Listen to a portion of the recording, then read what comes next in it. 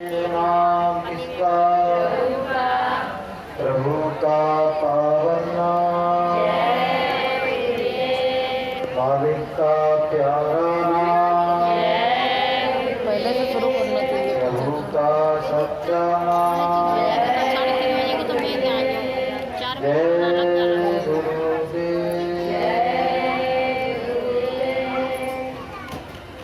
परम पूज्य स्वामी जी महाराज अनंत और ब्रह्मांडों के रचयिता, पालन करता, जीवों के हितकारी, जीवों को काल जाल से छुड़ाने वाले, भवरोग का निदान करने वाले हजूर दाता दयाल सदगुरु के चरणों में अनंत कोटि वंदन है। सत्संगी भाई बहनों, बच्चों, बुजुर्गों, सभी को सादर सप्रेम जय गुरुदेव। गुरु दीन दयाल गुसाई, गुरु दीन दयाल गुसाई, गुरु की शरण में जो कोई मेटत करत कागसु हंसा, मन की मेटत है शव संसार, मन की मेटत है शव संसार, गुरु दीन दयाल गोसाई।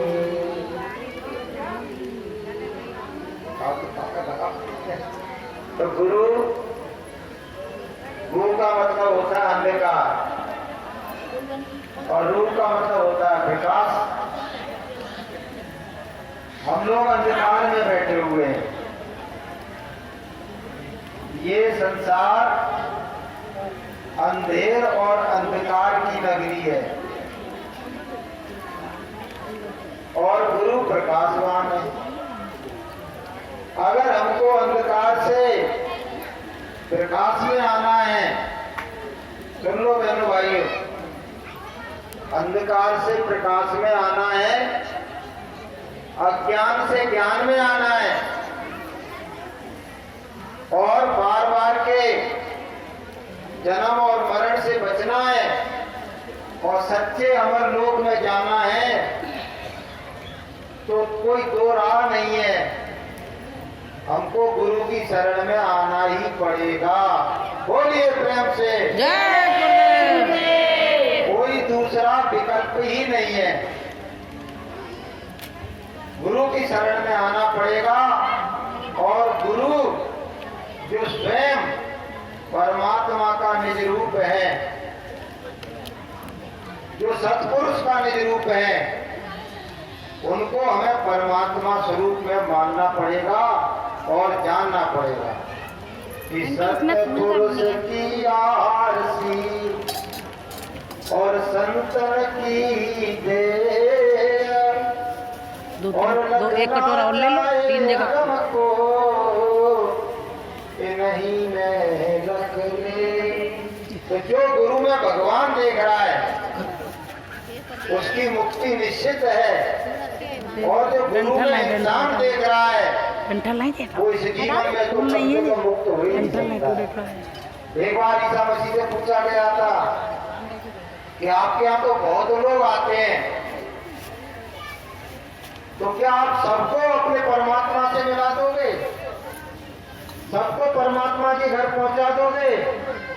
तो ईसा मसीह ने कहा कि नहीं, इनमें से वो ही परमात्मा के घर पहुंच पाएंगे जो मुझ में परमात्मा देख रहे होंगे और जो मुझ में इंसान देख रहे हैं, तो उनका तो सीधा टिकट नरक का कटने वाला है। संसार में दुखी रहेंगे और मरने के बाद उनको नरक में जाना पड़ेगा। कि गुरु को मानस जानते और तेनर कहिए अंध और होए दुखी संसार में और आगे जब का भंग। दिखाए ना कि गुरु को जो मानस जान रहे हैं वो माया के अंधे हैं। रामायण कह रही है गुरु को जो मानस कर जाना और माया अंध कहाँ पहचाना। जो माया के अंधे हैं वो गुरु को इंसान मानते हैं, वो कभी गुरु को भगवान नहीं मान सकते। एक बार गुरु महाराज ने बताया कि एक कर्मी जीव मेरे गुरु के पास आया, दुनिया भर के पाप करता था और किसी सत्संगी से कहने लगा कि चलो हमें अपने गुरु के दर्शन करा दो। तो बोले गुरु महाराज यानी अपने दादा गुरु कि गुरु महाराज एक ऐसा चोगा पहनते थे, पहनते नहीं थे, रखते थे, वो 25 जगह से फटा हुआ था। जब गुरु महाराज को सूचना मिली तो उन्होंने बक्से में से उसे निकाला और निकाल के उसको पहन दिया और जहां दर्शन देते थे वहां जाके बैठ गए। अब वो जीव कर्मी जीव आया जो नाना प्रकार के पाप कर्म करता था और उसने गुरु महाराज का दर्शन किया। उसका मन खिन्न हो गया, अरे ऐसे भी गुरु होते हैं, ऐसे भी गुरु भगवान होते हैं। और मन को खिन्न करके और थोड़ी देर के बाद वो वहां से चला गया। तो जो सत्संगी उसको लाया था वो अकेला गुरु महाराज के पास आया, यानी अपने दादा गुरु के। बोला कि हजूर ये कपड़ा आपने जो पहना है इसको तो मैंने आपको कभी पहने ही नहीं देखा था, इतना गंदा और इतना फटा फटाया कपड़ा आज आपने क्यों पहन लिया। बोले अरे बच्चा, जिसको तू लाया था वो कर्मी जीव था, उसके भाग में भगवान का भजन लिखा ही नहीं है, वो तो पाप कर्म कर रहा है। उसको तो मरने के बाद सीधा 84 में और नरकों में जाना है। तो मैंने सोचा कि इसको मैं अच्छे रूप में दर्शन दे के क्या करूंगा, इसलिए मैंने ये चोगा पहन लिया कि ये जहां से आया वहीं वापस चला जाए। सत्संग में भी तमाम लोग आते हैं, लेकिन जो पापी जीव होते हैं वो अपनी जगह वापस पहुंच जाते हैं। क्योंकि क्या कहा गया है कि पूर्व जन्म के पाप से और हरि चर्चा न सुहाए और कहोगे के लड़ पड़े और कह उठ के भग जाए।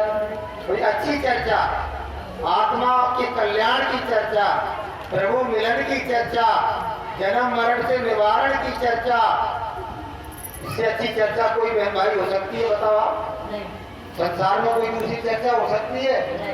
लेकिन जिनके ऊपर पाप का ताप चढ़ा हुआ है उनको ये चर्चा अच्छी नहीं लगती है। कि उदो धर्म चर्चा भाती नहीं है और बिना बुराई के नींद आती नहीं। अच्छी चर्चा भाती नहीं है और बुरी बुरी चर्चा उनको अच्छी लगती है। तो ये उनका दुर्भाग्य है। जैसे किसी के ऊपर ज्वर का ताप चढ़ जाए तो उसको अच्छी वाली रोटी कड़वी लगने लगती है और वो रोटी खाना छोड़ देता है। इसी तरह से जिसके ऊपर पाप का ताप चढ़ जाता है वो भगवान के दरबार में और गुरु के दरबार में आना छोड़ देता है। कि जैसे ज्वर के ताप सो और भूख विदा हो जाए और जन्म जन्म के पाप सो प्रभु चर्चा ना सुहाए। तो पाप का ताप आप जब चढ़ जाता है। और यहाँ इतने लोग बैठे हैं, वैसे तो हमारे सत्संग ही ज्यादा है, लेकिन जो नए लोग बैठे हैं, अगर उनको ये चर्चा प्रिय लग रही है तो समझ लेना कि परमात्मा की और गुरुदेव की आज से ही, अभी से ही आप पर दया होना शुरू हो गई है। आपका जन्म जन्म का जो पुण्य है वो उदय हुआ है। उस पुण्य कर्म के उदय होने से आप गुरु दरबार में आए हैं और गुरु के सत्संग वचनों को आप सुन रहे हैं, तो आप समझ लेना कि आज से मेरा प्रभु मिलन का कार्य शुरू हो चुका है। बोलिए प्रेम से। लेकिन चर्चा बुरी लग रही है, लेकिन परंतु किंतु मन में चल रहा है, लेकिन परंतु किंतु, अरे इसने तो सत्यानाश कर दिया, राम का नाम ही नहीं लिया, अरे मैं हनुमान जी की जयकार ही नहीं बोली, अरे तो माता मैया की जय नहीं करी। भोग में डलवा तो क्या चल रहा पता है, लेकिन किंतु परंतु ये तुमको यहाँ से ले जाके जहाँ से आए हो वहीं तुमको बिठा देगा। भैया हमने नाम क्यों नहीं लिया? क्योंकि देवी देवता भैया भवानी ये महाराज 84 चलन के और करो जतन सखी साई मिलन के। यहाँ तो जतन प्रभु से मिलने का हो रहा है, यहाँ चर्चा प्रभु मिलने से हो रही है। और देवी देवता भैया भवानी ये तो खुद 84 लाख योनियों में जो 84 लाख योनियां बनाई है और बताई है, उनमें ये भी शामिल है। 33 करोड़ देवता, 9 करोड़ दुर्गा और 10 करोड़ शंभु भी 84 लाख योनियों में शामिल है। इसीलिए तो कबीर साहब ने कहा था, साधो ये मुर्दों का गांव, सूरज मरे है, चंदा मरे है, मरे हैं जिंदा जोगी और 33 करोड़ देवता मरे हैं, इन्हों की ये गत होगी, साधो ये मुर्दों का गांव। ऐसे यहाँ मौत होती है, ऐसे स्वर्ग में भी मौत होती है, ऐसे वैकुंठ में भी मौत होती है। और छोटे छोटे देवता स्वर्ग में रहते हैं और त्रिदेव ब्रह्मा विष्णु और महादेव वैकुंठ में रहते हैं। तो जहाँ मृत्यु है वह अमृत्यु कहाँ है, वह अमर लोक कहाँ है, वह मरना पड़ेगा, वह जाके हमको जन्म न पड़े। बहन यहाँ से हट जा, सामने से यहाँ खड़ी हो। आप लोग यहाँ रास्ता था आपको, बस अभी खत्म करे देता हूँ ना। तो बहनों भाइयों, बाद में चढ़ा देना सेवा वगैरह बाद में। आपको क्या करना है इसको समझ लो 2 मिनट में। आज से आपको शाकाहारी रहना है।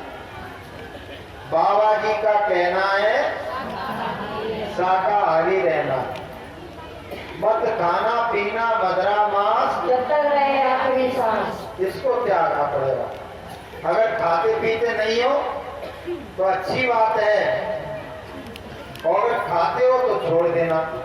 लेकिन सुनो जरा, आप ये कहोगी हम तो नहीं खाते, हमारा लड़का खाता है, हम उसके लिए मसाला बना बना के देते हैं, हम उसके लिए तल तल के देते हैं। तो बराबर की भागीदार हो, बराबर की। जो सजा खाने वाले को मिलेगी वही सजा बनाने वाले को मिलेगी, वही सजा परोसने वाले को मिलेगी और वही सजा बेचने वाले को मिलेगी। 16 प्रकार के बताए, कोई एक नहीं, 16 प्रकार के दोषी होते हैं। खाने वाला, बनाने वाला, पकाने वाला, यहाँ तक कि कोई ना पूछी भैया ये बता वो फलानी मांस की दुकान कहाँ है, और तुमने ये कह दिया ना कि वहां से मिला वहां, तो तुम भी, तुम्हारा भी 16 में नंबर लिख दिया जाएगा कि इसने मांस की दुकान का पता बताया, तो तुम भी उसके दोषी हो जाओगे। इसलिए मत खाना पीना मदरा मांस जब तक रहे आखिरी सांस। इसको बिल्कुल त्यागना पड़ेगा। देखो हम ऐसा करते हैं तो क्या करते हैं, बड़े ध्यान से देखना, आपको बिल्कुल रियल बात बता रहा हूं।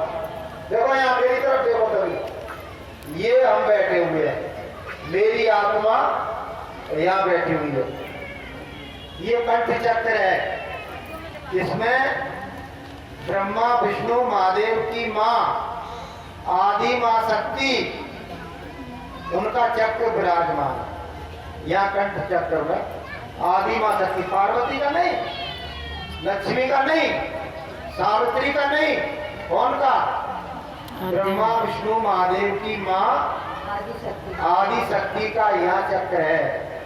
और हृदय में शंकर और पार्वती विराजमान है, यानी कि उनका चक्र काम कर रहा है। वो चक्र पर अपनी शक्ति भेजते हैं, जिससे शरीर का सही संचालन होता है। वैसे तो क्या है शरीर? हड्डियों का ढांचा और मांस का पुतला। भाई ये बोल सकता है, ये चल सकता है? नहीं, इसमें देवी शक्तियां विराजित हैं, इसलिए चलता है, हिलता है, डुलता है, बोलता है। यहाँ तक आ गया बस। फिर से नीचे गए तो ये नाभि चक्र में विष्णु जी बैठे हुए हैं। और विष्णु जी को अपन क्या कहते हैं? पालनहार। क्या कहते हैं? बोलो। पालनहार कहते थे, नहीं कहते? क्योंकि जो हम खाना खाते हैं इसे तो पटसा पेट से, तो उनका चक्र काम कर रहा है नाभि में, तो वो विष्णु जी बैठे हुए हैं। इंद्री चक्र पर ब्रह्मा जी विराजमान है, तो उनको कहते हैं सृजनहार, क्योंकि उसी के द्वारा सृष्टि का सृजन होता है। और सबसे नीचे मूलाधार चक्र है, उस पर गणेश जी विराजमान है। समझ में आ गई आपके? तो ये पूरा का पूरा ये देवताओं का घर है, देवताओं का मंदिर है। इतने सारे देव बैठे हुए इसमें, किसी से पूछ लेना, कोई एक धर्म की बात नहीं है, ये हर धर्म में लिखा हुआ है कि ये देव बैठे हुए हैं। अब आपने अंडा खाया, आपने मांस खाया, आपने मुर्गा खाया, आपने मछली खाई, आपने शराब पिया, तो कौन के ऊपर डाला आपने पता है? सबसे पहले आदि माँ शक्ति के ऊपर डाल दिया आपने। फिर आपने शंकर भगवान पार्वती के ऊपर शराब उड़ेल दी, मांस डाल दिया, मुर्गे की टांग डाल दी। यहाँ बैठे थे ना वो, वैसे तो भोजन गया, वो वहां बैठे थे, उनके मूड पे डाल दिया तुमने। फिर यहाँ गया तो विष्णु जी के मूड पे डाल दिया तुमने अंडा मांस शराब। फिर वो पाचन होके नीचे गया तो गणेश जी और क्या कहते हैं ब्रह्मा जी को भी अपने अपवित्र कर डाला। इतने देवताओं के ऊपर तुमने अंडा मांस शराब डाला, तो बताओ जिसने ये शरीर आपको दिया है वो खुश होगा कि नाराज होगा? बोलो आप, बोलो खुश होगा। फिर आप क्या करते हो? ये घंटलियां ली तुमने, ये घंटलियां समझ लो इसको, और अपने बनाए हुए मंदिर में जिसमें तुमने देवी को बैठाला, जिसमें आपने हनुमान जी को बैठा दिया, जिसमें आपने विष्णु जी को बैठा दिया, वहां जा रहे ओम जय जगदीश हरे स्वामी जय जगदीश हरे, वहां घंटलियां बजा रहे हो। और जो भगवान का मंदिर, इसको तुमने बुरी तरह से गंदा कर दिया।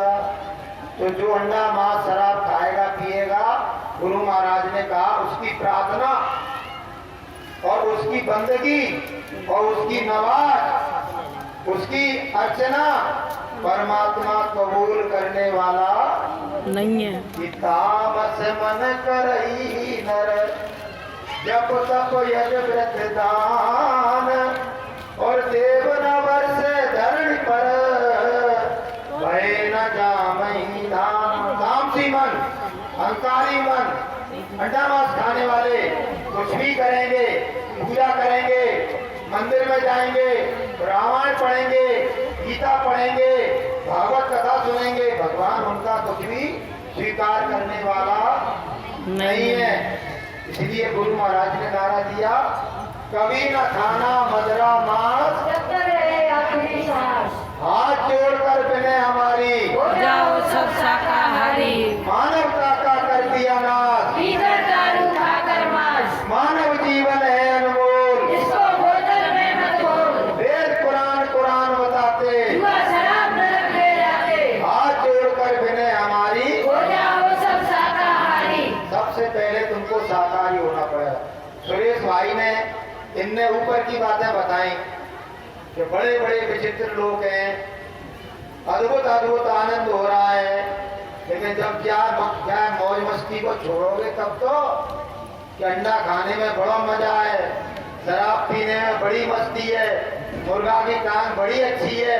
अब इनको छोड़ोगे और अच्छे इंसान बनोगे तब तो तुम गुरु के दरबार में आओगे और गुरु तुमको स्वीकार करेगा। अच्छा एक बात बताओ, इतनी भीड़ लगी हुई है, कोई कीचड़ में गिरा हुआ आदमी यहाँ के बैठ जाए बीच में, तुम क्या करोगे पता है? हमसे कहोगे पहले सत्संग बंद करो, इसको भगाओ, इसको बाहर भगा दो इसको, तब तो हम बैठ रहे हैं कि हम सबके सब जा रहे हैं, यही तो कहोगे कि नहीं कहोगे? इसमें बदबू आ रही है, इसमें सड़ान दौड़ रही है, इसमें इसको हटाओ यहाँ से।